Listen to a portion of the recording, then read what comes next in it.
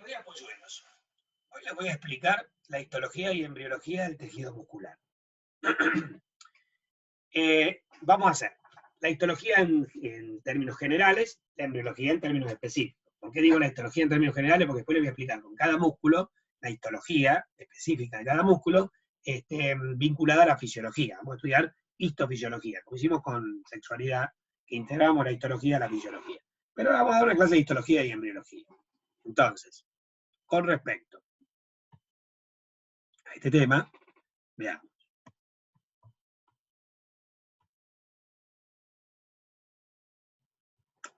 Muy bien.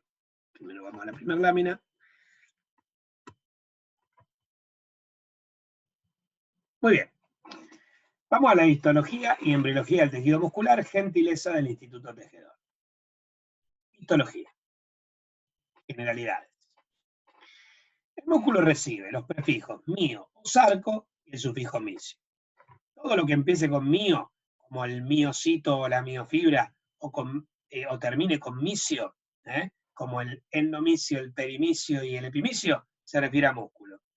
Por su parte, lo que empiece con sarco, como el sarcolema, el retículo sarcoplásmico, también se refiere a músculo. Pero mio y misio quieren decir músculo. Sarco quiere decir carne. Lo que pasa es que cuando vos comes carne, por ejemplo, te comes un bife de vaca o de cerdo, lo que fuera, estás comiendo el músculo del animal. O sea que, si el prefijo sarco quiere decir carne y la carne es músculo, ergo, el prefijo sarco quiere decir músculo. Si yo digo sarcolema, me voy a estar refiriendo a la membrana plasmática del músculo. Si te digo sarcoplasma, al retículo sarcoplásmico del músculo. Bueno, uno de los 4 tejidos fundamentales junto al epitelial, conectivo y nervioso. Es uno de los 2 tejidos excitables junto al nervioso. Tiene origen mesodérmico, salvo excepciones que ya vamos a ver. Su nutrición es vascular, se hace por vasos propios, un tejido de hecho muy irrigado. Cuando uno hace una inyección intramuscular, lo que intenta es encontrar los vasos que irrigan el músculo para que el medicamento arribe el torrente sanguíneo. Está muy irrigado. Su constitución es celular. Tiene células que llaman miocitos, fíjense, cito quiere decir célula, miomúsculo, o sea, células musculares, o miofibras, fibras musculares, ya van a ver por qué. Estas células musculares o miocitos son alargadas, por eso es que se las llama miofibras o fibrocélulas. Pero ojo, no hay que confundir la fibra muscular, que es una célula, o sea, algo que está vivo, con las fibras colágenas, elásticas y reticulares del tejido conectivo, que es un material inerte, no está vivo, son cachos de proteína. Cuando hablamos de miofibra, o sea, fibra muscular, es la célula, está viva. Son acidófilas, porque tienen muchas proteínas de carácter básico, tales como la actina, la miosina, la troponina, la tropomiosina, la titina, la miomesina, etc., alfa-actinina. Por ende, se tienen con colorantes ácidos, que en una bicrómica es la eosina y en una tricrómica es la fucsina punzó. Como estos colorantes de la bicrómica y tricrómica, los ácidos, son rojizos, son de color rojo, el músculo siempre, los cortes histológicos lo vemos de ese tono, rojizo, un tejido rojizo. Son especializadas. En adulto el miocito especializado no se divide salvo excepciones, y por eso es que se dice que se encuentran en el periodo G0 del ciclo celular. Insisto, miocito no se divide. ¿Cuáles son las excepciones? Las células satelitales que se encuentran en las paredes de los vasos sanguíneos del músculo, que cuando hay una lesión pueden reemplazar el músculo. Pero estas células satelitales son la persistencia de mioblastos, no de miocitos. Son mioblastos, todavía no se diferenciaron en miocitos y entonces son capaces de generar miocitos cuando hay una lesión. Pero si no, el miocito no se divide. Los miocitos son excitables. Quiere decir que la membrana puede despolarizarse generando y conduciendo potenciales. Solo pueden hacerlo las células musculares y nerviosas.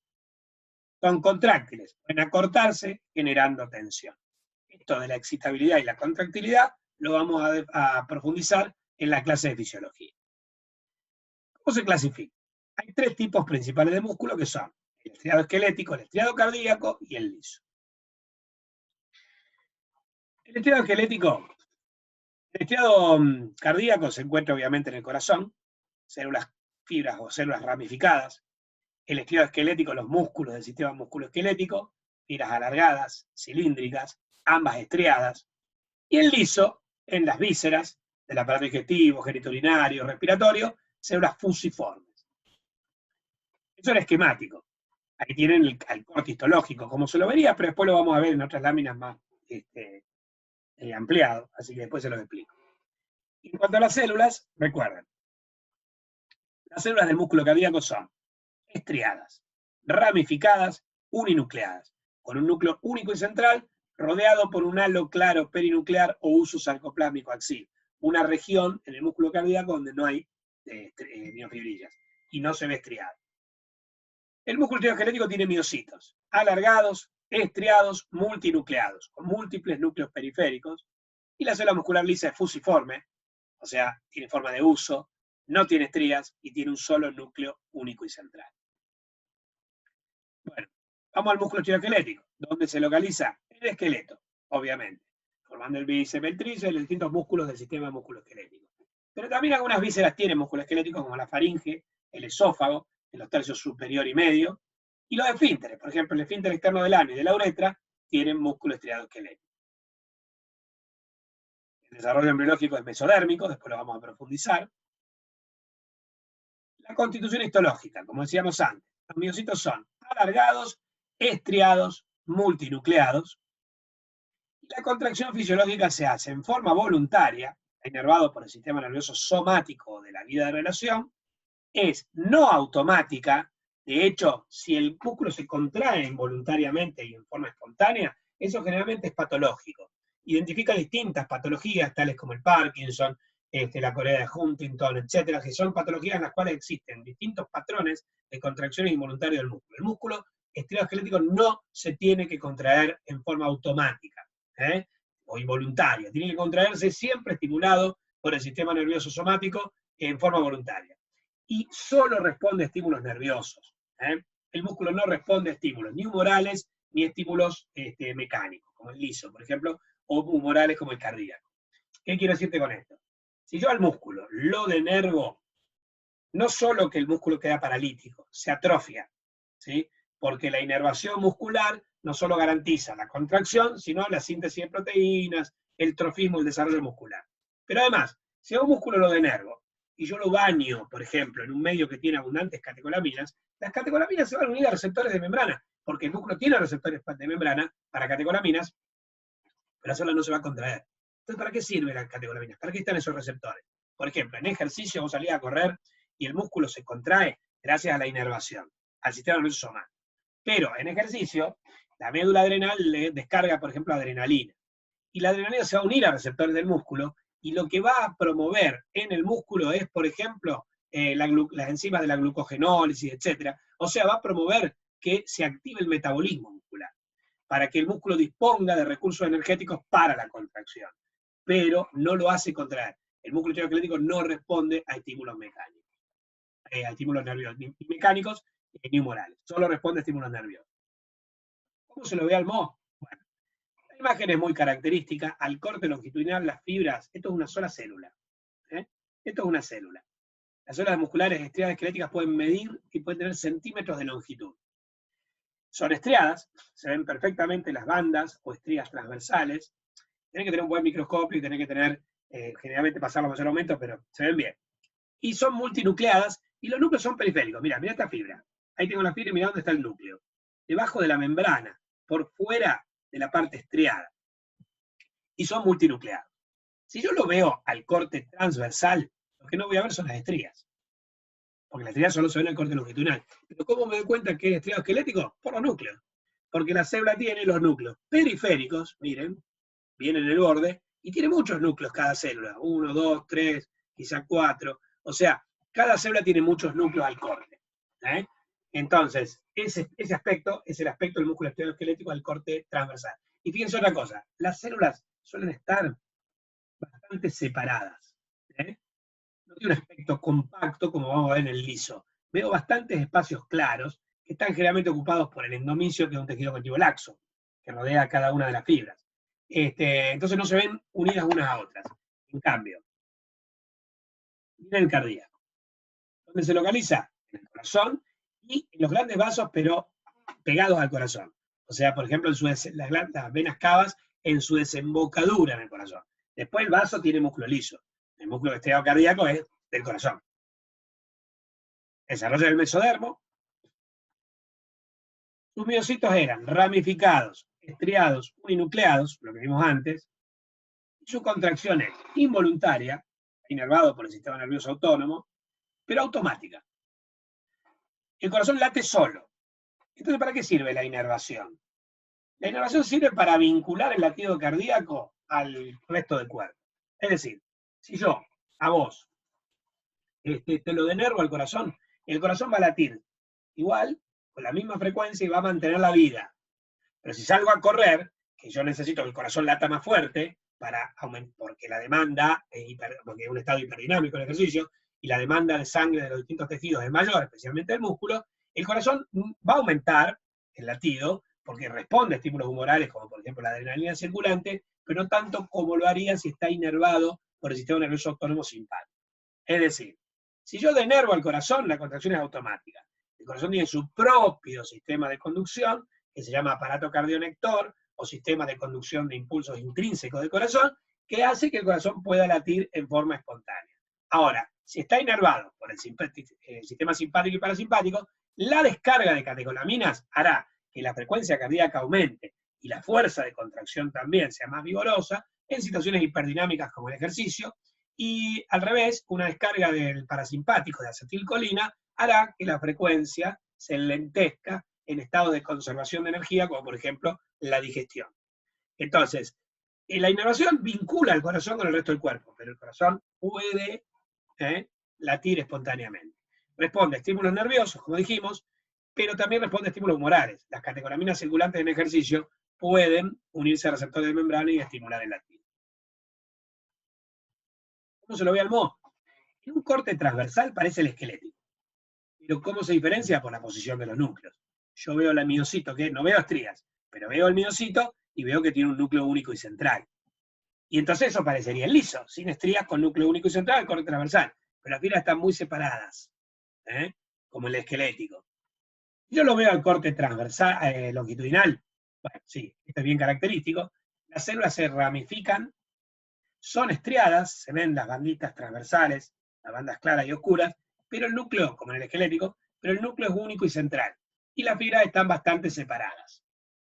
Entonces, estriado, célula ramificada y núcleo único y central, identifica el músculo cardíaco. Vamos al liso.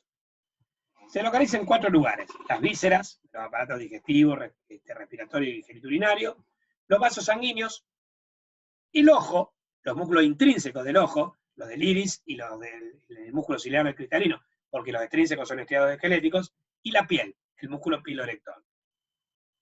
El desarrollo embriológico es mesodérmico, salvo excepciones, como los músculos intrínsecos oculares, los de la glándula mamaria, los músculos intrínsecos oculares son neuroectodérmicos, y los de la glándula mamaria y de las glándulas sudoríparas son ectodérmicos superficiales. Los miocitos son fusiformes, en aspecto de uso, o sea, gorditos en el centro y delgaditos en la periferia. No tienen estrías, son lisos, y son uninucleados, tienen un solo núcleo central. Respecto a la contracción fisiológica, es involuntaria, inervado por el sistema nervioso autónomo, simpático y parasimpático. No es automática, salvo, como en el corazón, salvo excepciones. El único lugar donde hay un sistema de conducción intrínseco es el aparato digestivo, donde está el plexo Meiner y el de Haberman. Especialmente del estómago en adelante, hacia el intestino, teníamos las células intersticiales de Cajal, que podían generar el ritmo eléctrico básico que desencadenaba el complejo migratorio motor, que era espontáneo, que ocurría en ayunas y que ocurría aún en el intestino denervado. Pero son excepciones. Un músculo vascular, por ejemplo, necesita ser inervado para que se pueda contraer, y así el resto de los músculos lisos. El músculo liso responde a estímulos nerviosos, a estímulos humorales y a estímulos mecánicos. Es decir, si el sistema nervioso autónomo simpático-parasimpático puede estimular o inhibir la contracción, distintas sustancias pueden estimular o inhibir la contracción, y cuando al músculo lo estirás, especialmente al músculo de los vasos, el músculo se puede contraer, porque tiene canales de calcio que pueden responder al estiramiento del músculo. Esto es parte de lo que después más adelante vamos a ver como la regulación local o la regulación del flujo local. Bueno, así que responde a estímulos nerviosos, humorales y mecánicos. El aspecto del Mo es bien característico. Las células son fusiformes, ¿ven? O sea, se van haciendo más delgaditas en la periferia y son más gorditas en el centro, con núcleo único y central, y no se ven espacios entre las células por lo general. Tiene un aspecto más compacto y obviamente no tiene estrías. Ese es el músculo liso. Bueno, hasta acá lo que vamos a ver de histología hoy. Después, toda la parte de los sarcómeros, etcétera, lo vamos a ver con cada uno de los músculos. Vamos al desarrollo embriológico. Eso sí lo vamos a dar para músculo esquelético y liso bien. El cardíaco lo vemos con cardíaco. Todos los tejidos musculares derivan del mesodermo, a excepción del músculo liso que forma los músculos intrínsecos del ojo, de las glándulas mamarias y de las sudoríparas, que son de origen ectodérmico. La embriogénesis muscular tiene etapas del desarrollo comunes a los distintos músculos y otras que son específicas de cada uno. Esto se debe a la expresión de distintos factores reguladores miogénicos. ¿Cómo se desarrolla el músculo osteoesquelético?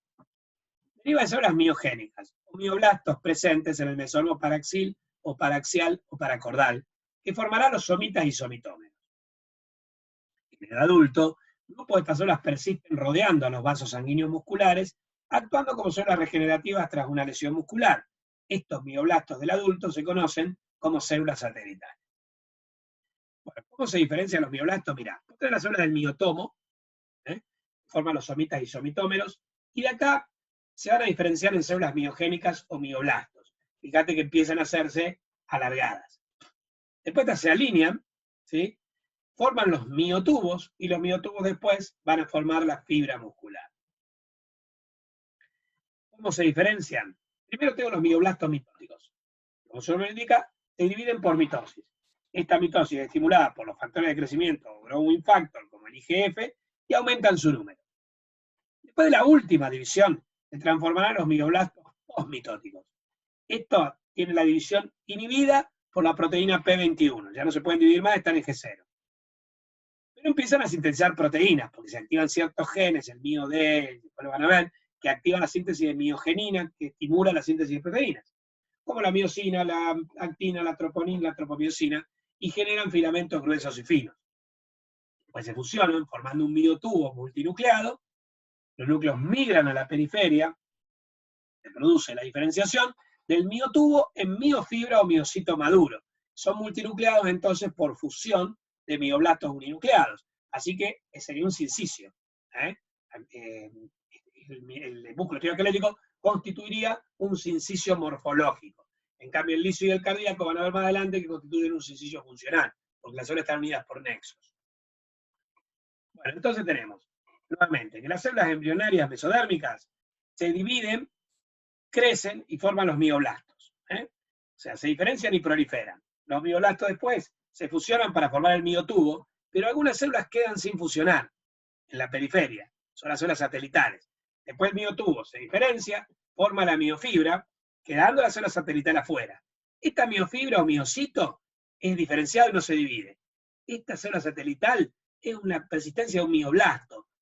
Quedará en la vecindad de los vasos sanguíneos que irrigan a este músculo, a esta fibra, y si esta fibra se muere, hay una lesión, a partir de esta célula satelital, algunas de las miofibras pueden regenerarse. Bueno, ¿cómo se regula? Está dada por un conjunto de reguladores miogénicos. Y las etapas claves son la activación de las células precursoras musculares para que se transformen en mioblastos, su proliferación, la proliferación del mioblasto mitótico por mitosis, la diferenciación del mioblasto postmitótico generando miotubos, y la fusión para formar las miofibras. Bueno, los puntos claves a regular son la proliferación y la diferenciación, que es regulada por los factores de crecimiento, como el similar a la insulina, el IGF de tipo 1, y es inhibida por sustancias como la miostatina. Del balance entre los factores de crecimiento y la miostatina, el músculo proliferará y se diferenciará o no. Bueno, si es clave para la formación de la mayoría de los músculos del mesodermo, recordemos un poquito cómo se formaba. El mesodermo intraembrionario se generaba en la tercera semana en el disco germinativo, que en la tercera semana era piriforme o periforme. En una vista dorsal veíamos la lámina cloacal y la lámina procordal, que eran áreas de unión ectoendodérmica caudal y cefálica respectivamente. Este el extremo caudal y este el extremo cefálico. Acá se ve el pedículo de fijación. Bueno, escuchen. Esta lámina cloacal y la lámina procordal, luego de que el embrión se haga trilaminar, seguirán siendo bilaminares. La lámina cloacal originará la membrana cloacal, que después se subdivide en membrana anal y membrana urogenital, y la lámina procordal formará la membrana bucofaríngea. Bien. En la línea media vemos las siguientes estructuras. Como emergiendo de la lámina cloacal, una línea o surco primitivo que se extiende hacia la región cefálica, pero se detiene en una elevación llamada nódulo de Hensen, en cuyo centro hay una depresión que es la fosita primitiva. Estas estructuras, la línea primitiva y la fosa primitiva, son claves para el proceso clave, valga la redundancia, de la tercera semana, que es la gastrulación, y para los procesos claves, que son la gastrulación y la formación de la notocorda. Ambos procesos se producen por la imaginación de células epiblásticas en la línea o en la fosa. Si las células epiblásticas se imaginan en la fosa, formarán la notocorda, que es como que continúa la línea primitiva, pero hacia el extremo cefálico, desde el nódulo de Hensen hacia la lámina procordal. Esa notocorda, que al principio es hueca y se la llama proceso notocordal o notocorda primitiva, y que luego se hace maciza, formando la notocorda definitiva de consistencia cartilaginosa, constituye un esqueleto axial para el embrión, pero además induce la formación del sistema nervioso, porque estimula a las células epiblásticas que la cubren dorsalmente a que sean más altas, formando un engrosamiento que es la placa neural. Entonces, si el epiblasto se imagina por la fosa, forma la notocorda. Pero si el epiblasto se imagina por la línea, forma el mesodermo intraembrionario. Esta formación del mesodermo intraembrionario se llama gastrulación. Y cortamos ahora transversalmente el disco embrionario, vemos, esta es la fosa y esta es la línea o surco, que a nivel de la línea o surco las células epiblásticas se imaginan formando una tercera capa que está entre el epiblasto, que es dorsal, y el hipoblasto, que es ventral. Esta tercera capa se llama mesodermo intraembrionario. Para diferenciarlo del mesodermo extraembrionario que se formaba en la segunda semana, pero en la parte externa del embrión, extraembrionario. Este es intraembrionario. Luego también las células epiblásticas que migran reemplazan al hipoblasto y forman el endodermo, y las que no migran, las que se quedan en la parte dorsal, se diferencian en ectodermo. O sea que después de la gastrulación, el disco germinativo bilaminar de la segunda, que tenía epiblasto e hipoblasto, va a ser trilaminar en la tercera y va a tener ectodermo, mesodermo intraembrionario y endodermo. ¿Cómo se diferencia el mesodermo? Una vez que se generó, a nivel notocordal se diferencia en tres. En sentido medio-lateral tenemos el mesodermo paraxil, o paraxial, o paracordal, que rodea la notocorda, el mesodermo intermedio, o gononefrótomo, y el mesodermo lateral, que se divide en una hoja parietal o somatopleural, o somática, y una hoja visceral o espláncnica. Bueno, todo esto origina músculo. El mesodermo paraxil va a originar los músculos esqueléticos del tronco y de los miembros. Después, esto tiene tres porciones que ahora vamos a ver, que son el dermatoma, el esclerotoma, el miotoma. Los miotomas también lo vamos a ver en los somitómeros de los arcos branquiales para originar los músculos esqueléticos de la cabeza y del cuello. El mesodermo intermedio origina los músculos lisos del aparato urogenital. O sea, esto se llama gononefrótomo porque va a originar músculos lisos, por ejemplo, de las vías espermáticas, músculos lisos del uréter, o sea que del aparato genitourinario. Y finalmente, el mesodermo lateral, que tiene, decíamos, una hoja parietal, una hoja visceral, y tiene el celoma intraembrionario entre ambas hojas, la hoja visceral origina el músculo estriado cardíaco y origina también los músculos lisos de las paredes del estómago, o sea, del aparato gastrointestinal, del aparato respiratorio, de los vasos sanguíneos. Y la hoja parietal origina otras estructuras, no origina generalmente músculos lisos, sino que origina tejido conectivo. Después lo vamos a ver. Pero entonces, básicamente, desde acá hasta acá, se desarrolla el tejido muscular, distintos tejidos musculares de distintos órganos. Bueno, vamos a los somitas. ¿Cómo se forman? Los somitas son bloques de mesodermo paraxil. Se originan en la región occipital el día 20-21, y a partir de allí surgen 2 a 3 pares por día en sentido cefalocaudal, lo que me permite calcular la edad del embrión contando el número de somitas. Ahora en un ratito lo vamos a ver. Luego se diferencian en 3 áreas: el esclerotoma, el dermatoma y el miotoma. Observen. Primero, origina el somita. A partir del tubo neural, a ambos lados de la notocorda, el mesodermo paraxil forma el somita. Tiene una parte dorsal y una parte ventral. De la parte dorsal se originan los miotomas y el dermatoma. Al principio todo junto. Se llama dermatomiotoma. Y de la parte ventral se origina el esclerotoma. este esclerotoma se desprende del somita y después va a ir a rodear a la notocorda y al tubo neural para formarla con las vértebras, o sea, la columna vertebral. Bueno, fíjense, el dermatomiotoma tiene el dermatoma en el centro y el miotoma dividido en dos. Tenemos células musculares del miotoma dorsomediales y células ventrolaterales. Después, en la parte interna, se van a crecer, se van a fusionar y van a formar un único miotoma que va a quedar separando el dermatoma del esclerotoma. Y así nos queda dermatoma, miotoma, esclerotoma, que van a originar distintas cosas. El dermatoma originará la dermis dorsal, de la región dorsal del cuerpo, debajo de la epidermis, que se origina del peridermo epitriquio del ectodermo superficial. Esto es piel de la parte dorsal. El miotoma originará los músculos, estriados esqueléticos, miotoma de somitómeros de la cabeza y el cuello, y miotoma de somitas del tronco y de los miembros. Y el esclerotoma del sistema esquelético. Bueno, ¿cómo se diferencia el miotoma? El miotoma tiene la porción dorsal, se llama epímero, y va a originar los músculos epiméricos, que son, por ejemplo, los músculos dorsales del cuello y los dorsales de la espalda. En cambio, de la porción ventral forma el hipómero, que origina los músculos hipoméricos, o sea, los músculos de la región ventral del tronco y también los músculos de los miembros. Bueno, ¿cómo es la regulación molecular? Esto es complejo, así que escuchen. En el extremo dorso lateral se va a expresar el gen MIO-D para formar los músculos de los miembros y la musculatura hipomérica, o sea, los músculos flexores del tronco. Sería ventrolateral, no dorsolateral. Acá me equivoqué. En el ventrolateral, el MIO-D. En cambio, en el dorso medial, el MIF5. Este origina la musculatura epimérica de la columna vertebral, los músculos extensores del tronco. Bueno, ambos genes requieren de la secreción de la proteína morfogenética de hueso de tipo 4, el BMP4, por el mesodermo lateral o por el ectodermo, y del WNT en el ectodermo superficial del tubo neural. Además, la activación del MIO-D específicamente requiere factores de transcripción como el PAX3, el PAX7, el PAX1. Bueno, y el MIO-D y el MIF5, ¿qué hacen una vez que se activan?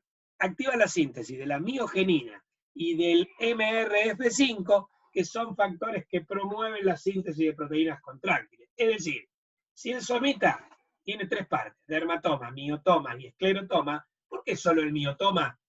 Y el dermatoma origina el tejido conectivo de la dermis. El esclerotoma el tejido óseo y cartilaginoso de los sistemas esqueléticos. Y el miotoma muscular. ¿Por qué el músculo se contrae y el tejido óseo, cartilaginoso y conectivo no? Porque tienen actina y miosina. ¿Qué es lo que hace que estas células que se originaron de los mismos sectores donde se origina el hueso, el cartílago y el tejido conectivo se contraigan y las otras no? Bueno, estas contienen actina y miosina, su síntesis estimulada por miogenina MRF. Para que la miogenina y el MRF5 se activen o se sinteticen, se tienen que activar los genes MIO-D y MIF5. Para que el MIO-D y el MIF5 se activen, se tienen que activar el PAX3, el PAX7, el PAX1, y además se tienen que activar en la proteína morfogenética del hueso de tipo BM4, BMP4 y el WNT. O sea que es una serie de factores que se tienen que activar para que las células esas del mioblasto puedan adquirir la capacidad de fabricar actina y miosina y contraerse. Esa es la regulación molecular. Acá tienen el esquema de los libros de biología. Este es el dermatoma, que origina el PAX3. Después, este es el esclerotoma, que origina el PAX1. Acá tengo el tubo neural, que origina el WNT. Después también del endodermo y del ectodermo se origina la proteína morfogenética del hueso. Todo esto estimula al gen MIF5 para la musculatura epimérica y al MIO-D para la musculatura hipomérica. Estos genes estimularán a la miogenina estimulará la síntesis de actina y miosina. Bueno, hablábamos de somitas y somitómeros. ¿Qué diferencias hay? Los somitas se originan en el mesodermo paraxil. Se originan los músculos estriados esqueléticos del tronco y de los miembros. Los somitómeros se encuentran en la región de los arcos branquiales. Se originan los músculos estriados esqueléticos de la cabeza y del cuello. Los somitas y somitómeros. Entonces, en una lateral del embrión, acá tengo los somitas de la región occipital hacia el sentido cefalocaudal, y acá los somitómeros en el área preóptica y en los arcos branquiales. Con respecto a los somitas, aparecen a razón de 3 pares por día en sentido cefalocaudal, comenzando con los somitas occipitales, los miotomas occipitales. Con lo cual,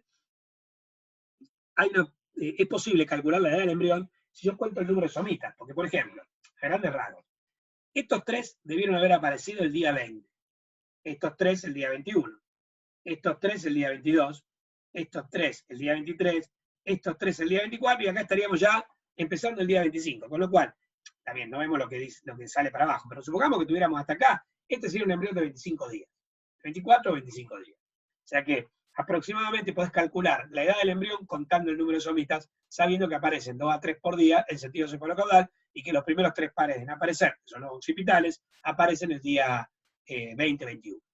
Bueno, y esto origina los músculos del tronco y de los miembros. Estos, por ejemplo, los miotomas cervicales, también se encuentran relacionados con el esbozo del miembro superior. Por eso la inervación también del miembro superior corre acá, es llevada a cabo por nervios que se originan en el plexo cervical. Bueno, porque derivan de los miotomas cervicales. Bueno, miren ahora lo que pasa con la musculatura de los arcos faringios. Los arcos faringios o arcos branquiales, son 6. El primero, el segundo, el tercero, el cuarto y el quinto. Por lo general el quinto desaparece y el cuarto se fusiona con el sexto. ¿Está? Bueno, y más allá tengo los miotomas preópticos. Entonces, los miotomas preópticos originan los músculos oculares extrínsecos.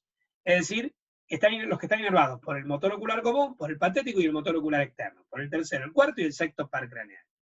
Los miotomas del primer arco branquial originan los músculos masticadores, los mandibulares, inervados por el quinto par craneal o nervio trigémino.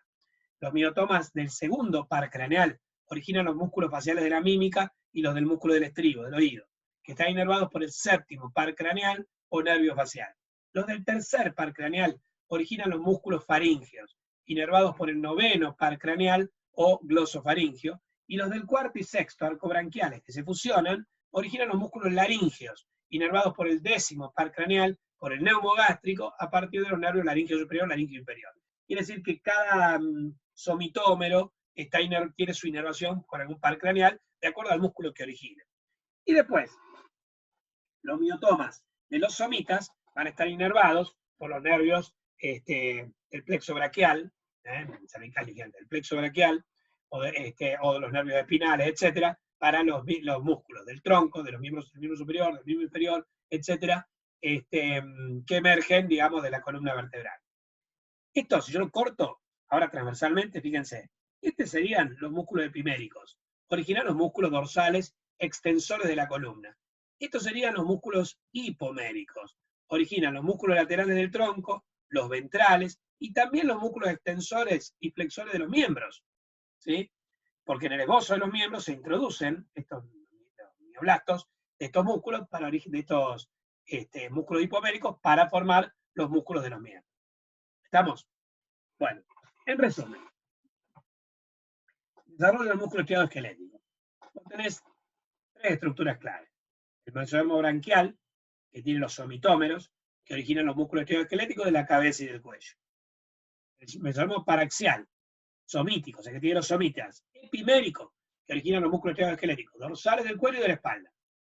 Y el mesodermo paraxial, somítico, hipomérico, que origina los músculos esqueléticos ventrales del tronco y también los músculos esqueléticos de los miembros. Vamos al liso. El liso deriva de 3 estructuras. El mesodermo intermedio gononefrótomo forma el músculo liso genitolinario. El mesodermo lateral, la hoja visceral o esplácnica, forma los músculos lisos de los vasos sanguíneos y de las vísceras de los aparatos digestivo y respiratorio. Y el ectodermo forma el músculo liso intrínseco del ojo, los de la pupila, el constrictor y el dilatador, y el músculo ciliar, el cristalino, de las glándulas submamarias y de las glándulas sudoríparas. Finalmente, el desarrollo del músculo cardíaco se origina a partir de la hoja visceral del mesodermo lateral. Eso forma el miocardio. ¿Qué pasa? Antes se creía que el miocardio, esto lo vamos a ver con el corazón, tiene los miocitos contráctiles y los miocitos conductores o especializados. Antes se creía que los contráctiles derivaban del mesodermo de la hoja visceral del mesodermo lateral, mientras que los conductores, que son más parecidos a neuronas que a, porque no se contraen y solo conducen, tiene más características de neurona que de célula muscular, bueno, se creía que derivaban de la cresta neural. Sin embargo, bueno, acá te dice, hace pocos años se pensaba que el sistema de conducción se originaba a partir de las crestas neurales. Sin embargo, cuando el tubo cardíaco primitivo comienza a contraerse y a generar una onda de contracción ordenada y unidireccional, ya se puede registrar la transmisión eléctrica por un electrocardiograma. Quiere decir que ya está presente el aparato del cardiolector y todavía la cresta neural no inervó el corazón. Es decir, la cresta neural aún no ha alcanzado el corazón. Estamos hablando de antes de los 21 días. Con lo cual, es discutible de que las células musculares, las células del aparato cardiolector sean nerviosas. En la actualidad se las considera células musculares cardíacas modificadas, que se originan del mismo sector donde se origina todo el miocardio, es decir, la hoja visceral del mesodermo lateral. Estudios recientes mencionan que las células del sistema de conducción son miocitos cardíacos, especializados, altamente especializados, que contienen glucógeno y se originan directamente del miocardio preexistente. Así que todo el corazón se origina de la hoja visceral del mesodermo lateral. Lo único, a ver, el corazón, esto lo vamos a ver en cardíaco, tiene 3 hojas. El endocardio, el miocardio y el pericardio. El pericardio tiene 2 hojas. El pericardio visceral o epicardio, que está pegado al corazón, y el pericardio parietal. Entonces, el endocardio, el miocardio y el pericardio visceral o epicardio derivan de la hoja lateral, de la hoja visceral del mesodermo lateral. Solo la hoja parietal del pericardio deriva de la hoja parietal del mesodermo lateral. Así que casi todo el corazón deriva de la hoja visceral. Y el miocardio deriva todo de la hoja visceral. Bueno, estas son las fuentes. Henneser, Ross, Sobota para histología, Lagman, Flores y Arteaga Martínez para embriología. Cualquiera de las fuentes está bien. Como les dije antes, embriología, solo me falta profundizar. A ver, vamos a salir de acá. Embriología, lo único que me falta profundizar la parte cardíaca, lo vemos con la UP3. Histología, lo vamos a profundizar en esta misma UP a partir de mañana. Músculo estirado esquelético y músculo liso, yo la histología se la voy a integrar a la fisiología. Con lo cual, lo que dimos de histología hoy es general, la comparación entre los 3 tejidos y cómo se verían al MO. Toda esa parte de los sarcómeros, miofilamentos y miofibrillas, lo vamos a ver en la clase de mañana. Polluelos, sigan cuidándose, nos vemos mañana.